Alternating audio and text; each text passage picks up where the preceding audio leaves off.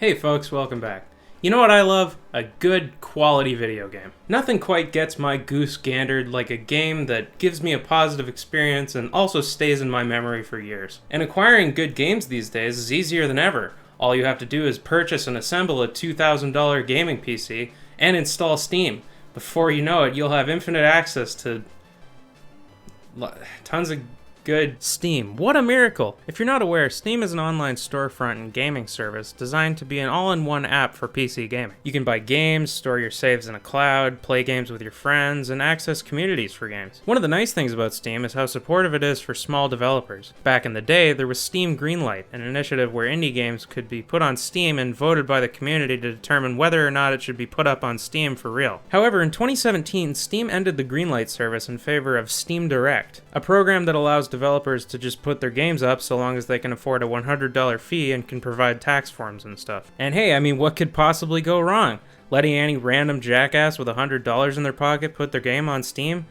I can't think of a single issue with that. Jokes aside, there's a lot of complete garbage on Steam, especially since they became really lax about sexually explicit content. Now the platform is just flooded with Newgrounds level visual novels and puzzle games where you're rewarded with JPEGs of naked anime girls. But that's beside the point. I'm not going through a bunch of 50-cent porn games. I'm not that desperate for content. Yet. If you've been around a while, I'm sure you remember my garbage collection videos, where I find a bunch of low-hanging fruit and tear them to shreds for your entertainment. Now, I'm sure some of you are saying, "Oh Ben, another garbage collection video? Are you really that low on ideas?" The first game we're looking at is called Caveman World Mountains of Unga Boonga. What do you want me to do? So this is a 2D side-scrolling platformer game where you play as a caveman. I have a feeling that this was originally a mobile game. The UI looks very much like a game I would have downloaded onto my iPod Touch back in 2009. It's very simple. One might even say it's primitive.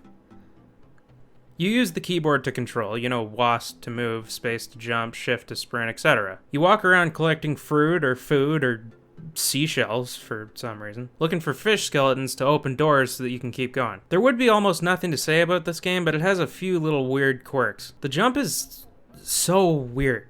I'm not even sure how to describe it exactly. It's really floaty, and if you hold down space, Nicolas Cage here will slowly descend. But if you let go of jump, he will instantaneously drop. He falls like a rock. It's so fucking weird, man. If you press jump in mid-air, he'll start floating. So if you tap jump, you'll just sort of do this. Other than that, I mean, it's literally just walk to the end of the stage. It's the most boring 2D platformer you could imagine. How are you gonna name your game Caveman World Mountains of Unga Boonga and then make it this bland and substanceless? One thing that's sort of worth pointing out is that if you stand still, your guy will look at the camera and tell a joke. A dinosaur walks into a bar. The bartender says, "Tea, Rex?" Could have said dinosaur walks into a cafe, but it's not bad. I'll give you credit for that one. The scariest prehistoric animal is the pterodactyl. Alright, we're taking a sharp turn for the worst. Come on, man, you can do better than that. The dinosaurs don't come round here no more because their eggs stink?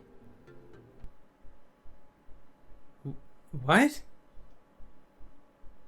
Alright, look, I'm just gonna stop beating around the bush. Let's just address the elephant in the room. Or should I say, let's address the mammoth in the room.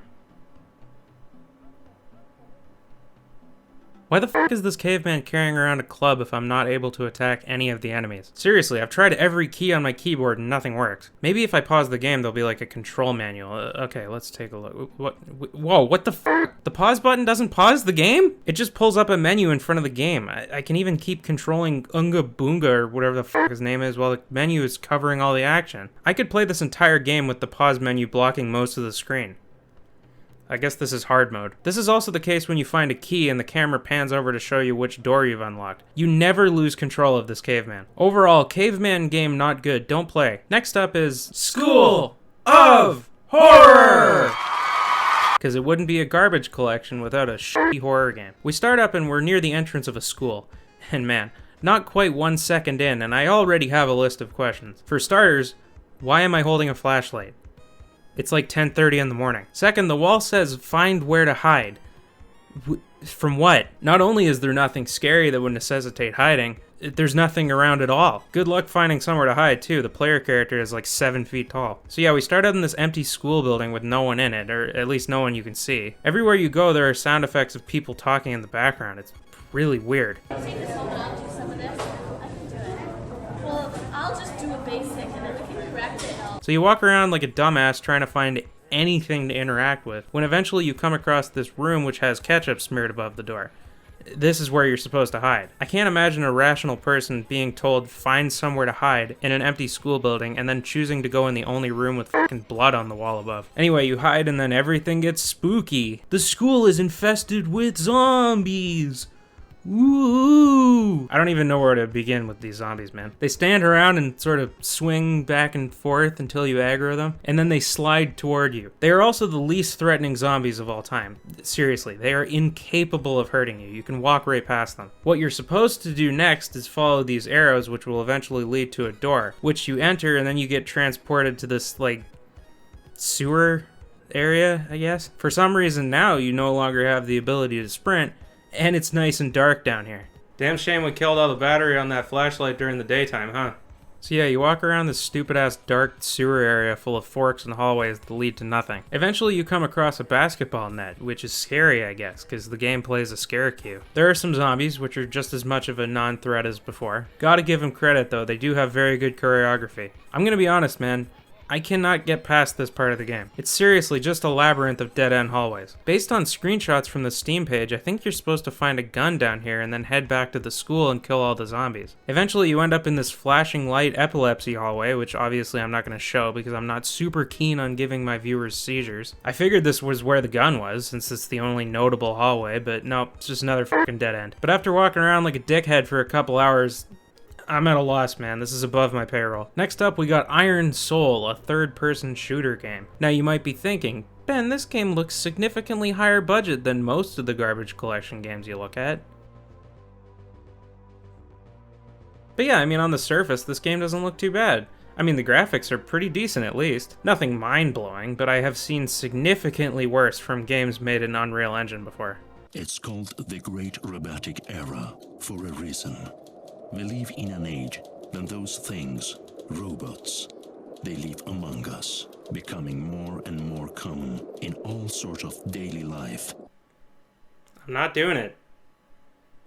I'm not stooping to the level of making fun of some guy's accent.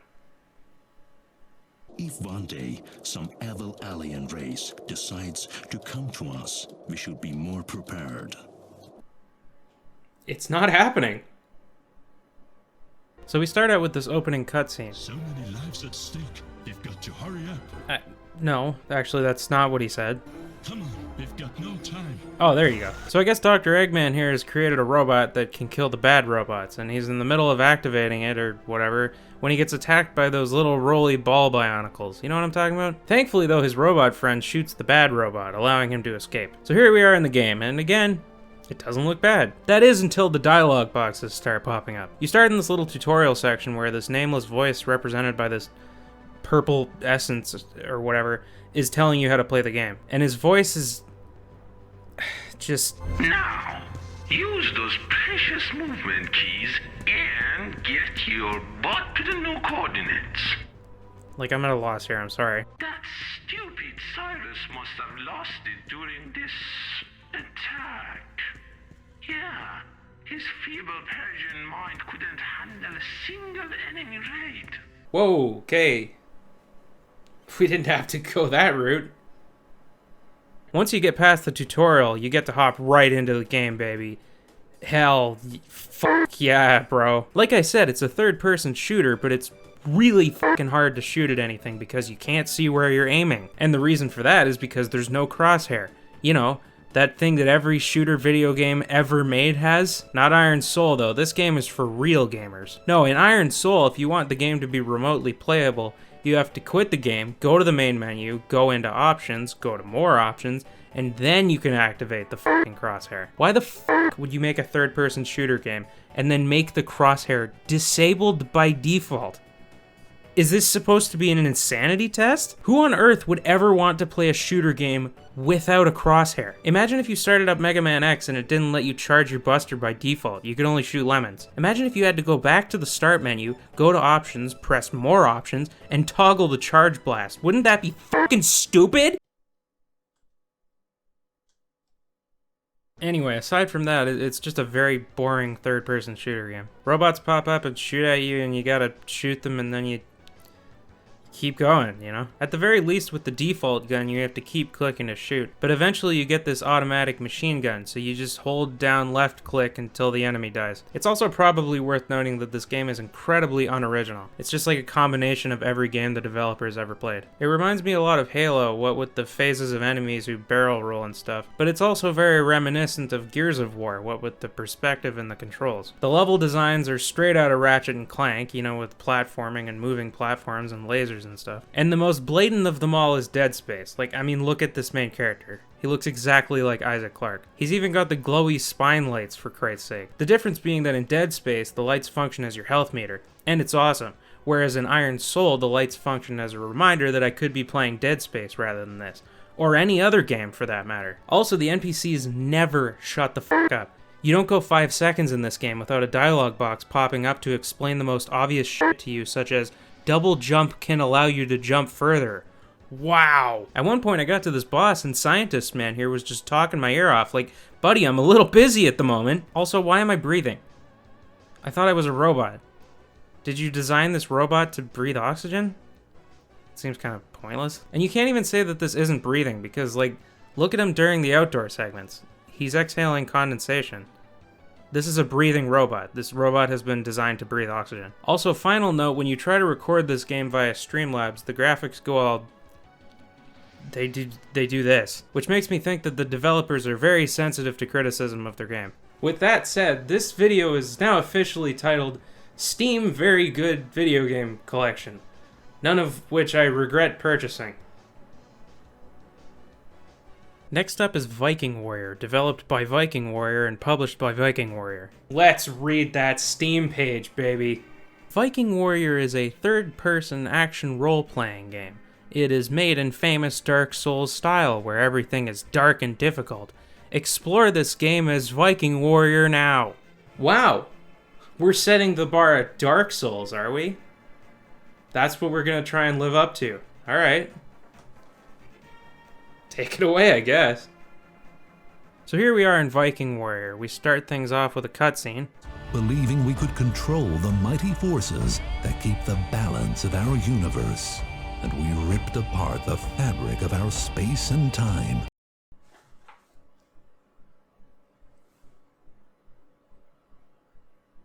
Every level starts out with a fully voice-acted cutscene, but it skips the second you press a button. If you so much as move one of the sticks, BAM! I mean, credit where credit is due to both this game and Iron Soul. You can skip the cutscenes, so I already like both of these games better than Assassin's Creed. So this is a game where you play as Olaf from League of Legends, and you go around fighting night guys. You have 3 different modes of offense. You have melee weapons, which you can switch between a one-handed axe or a big sword, which is more powerful, but it doesn't let you use your shield. You also have a bow and arrow, which does ridiculous damage, although it doesn't work once the enemies have pulled up their shields. And you also have a number of spells you can use, most of which are pretty useless, to be honest. But your magic bar doesn't run out completely. It just has a cooldown, meaning you can use spells as much as you want. But anyway, let's get into the game. We start out in a big field. Here we go.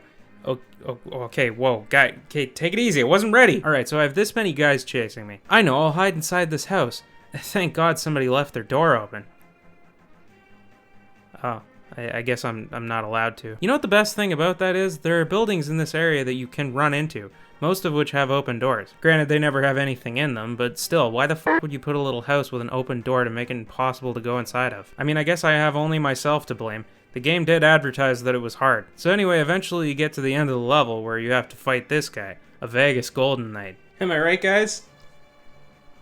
I'm sure there's at least a little bit of a crossover between hockey fans and people who watch my videos.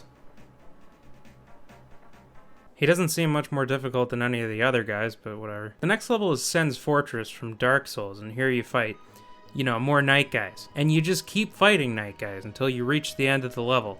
No boss, of course. You know, what is this, Dark Souls? The next level is the Road of Sacrifices from Dark Souls 3. What do you think you fight here? More Night Guys? More Night Guys. Remember how in Dark Souls there were all those cool, unique enemies where you gotta watch what they do and learn from them? Viking Warrior has that too, except it only has the night enemies, but in varying sizes, and they all take 3 hits. The next level is Irithyll Dungeon from Dark Souls 3. Is anybody else's ear bleeding right now? This is actually as far as I got in the game, because I quit playing to go do something else, and when I came back, the game started me from the very beginning. So anyway, now that we've gotten the rundown of my experience, let's discuss that gameplay, shall we? I feel like I've kind of been beating around the bush, but this game is a pretty terrible ripoff of Dark Souls. To be fair, it's probably the best game of the 5 that we're looking at today, but it's still very bad. The controls are really weird. It's like only partially optimized to play with a controller. Like there are just certain things you just can't do with the controller. You can't sprint, you can't jump, you can't interact with doors and stuff. So you have to play the game with both the controller and the keyboard. When you approach a door, you have to press E on the keyboard, even if you're playing with a controller. Like how the fuck are you gonna advertise this game as being inspired by Dark Souls or whatever, and then basically make me play with a keyboard?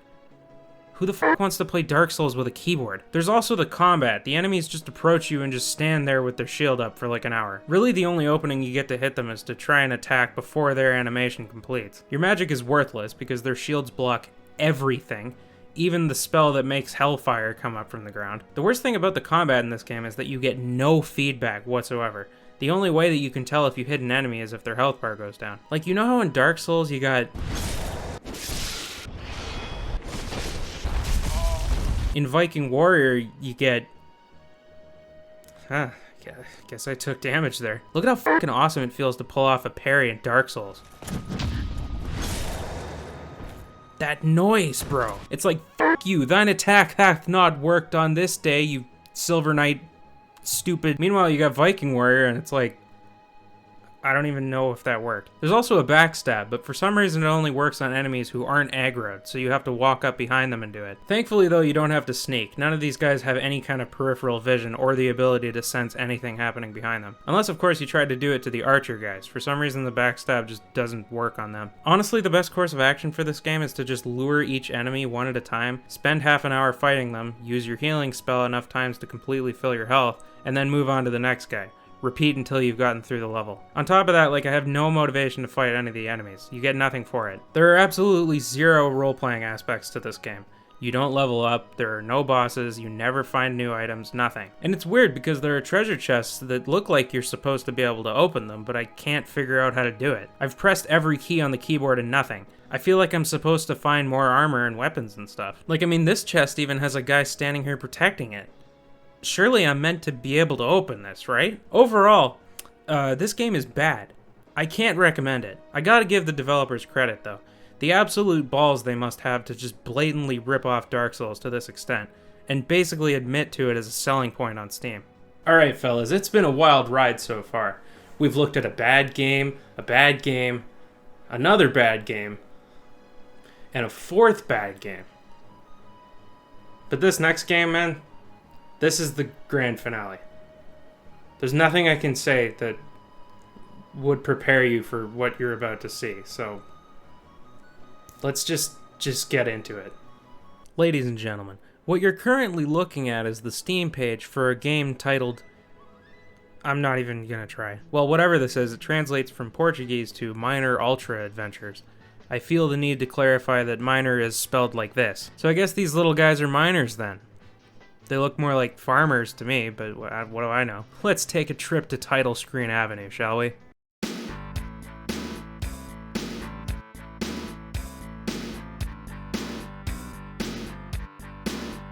Does that music sound familiar to you?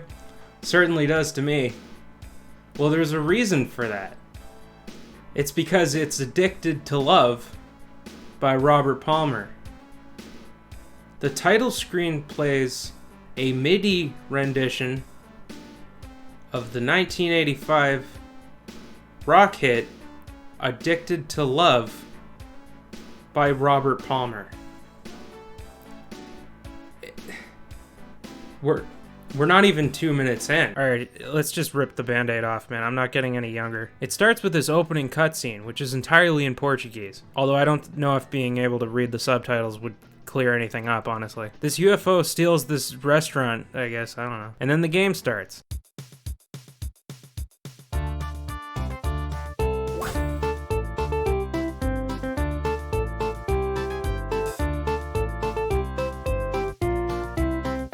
The footage you are looking at right now depicts gameplay wherein I am not pressing anything. The character moves this much on his own. That probably explains why you start out here in this little hole, because otherwise you would just slide right off the platform. Also, quick aside, but just wondering, but why the fuck is the Gilligan's Island music playing? The title screen theme is Addicted to Love by Robert Palmer, and the first level theme is the Gilligan's Island theme song. And on top of that, the Gilligan's Island music keeps stopping and starting at random.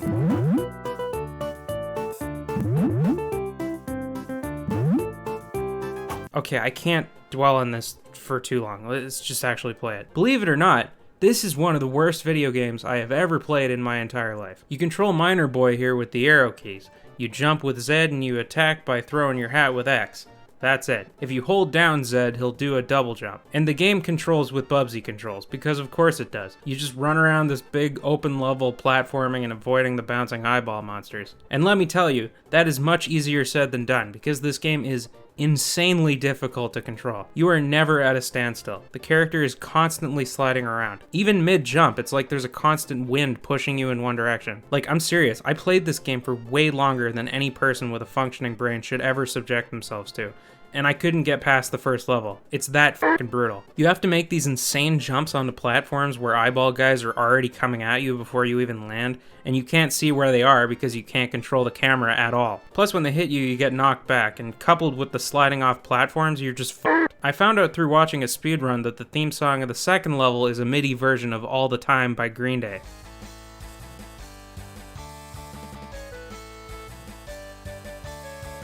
I'm gonna be real with you, man. When I first played this, I thought, okay, this isn't real. This has to be an intentionally horrible game. The developers must be in on it. But then I looked into it, and it turns out that the game was developed and released to promote an actual restaurant in Brazil. And look, there he is. There's our guy. I can't believe it, man. Imagine the owners of this restaurant being like, we need to get sales up. What should we do? And then one of the dishwashers was like, I mean, I have Blender installed on my PC. I mean, to be fair, it kind of worked. If I ever go to Rio de Janeiro, I'll be sure to stop off at this place. Although if they're not playing Green Day or Robert Palmer while I'm there, I'll be pissed. And there you have it, folks. Another smorgasbord of trash. You know, all those games were unacceptably bad, but I'm not that bitter about it, because in total, it only totaled out to less than $15. They say every cloud has a silver lining. And I guess the moral of the story here is, at least I put $1.19 into the pocket of some guy who owns a restaurant in Brazil. A lot worse places than my money could have gone.